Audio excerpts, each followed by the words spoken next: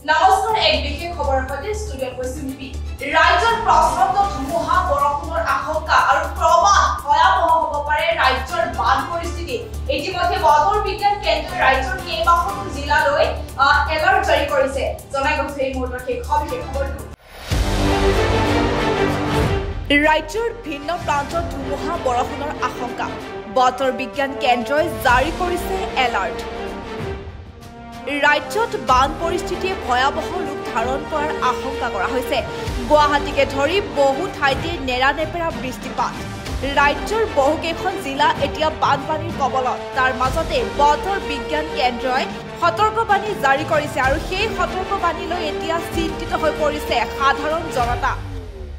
বতৰ বিজ্ঞান কেন্দ্ৰই এলাৰ্ট জাৰি কৰা জিলাকেইখন হৈছে ধুবুৰী গোৱালপাৰা শ্ৰীভূমি হাইলাকান্দি কাছাৰ ডিমা হাছাও পশ্চিম কাৰ্বি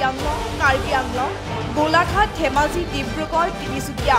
আৰু ক্ৰমাৎ ভয়াৱহ হৈ পৰিছে ৰাজ্যৰ বান পৰিস্থিতি ধুমুহা বৰষুণ হোৱাৰ আশংকা কৰা হৈছে ৰাজ্যত বান পৰিস্থিতিয়ে ভয়াৱহ ৰূপ ধাৰণ কৰাৰ আশংকা কৰা হৈছে তাৰ মাজতে বতৰ বিজ্ঞান কেন্দ্ৰই জাৰি কৰিছে এলাৰ্ট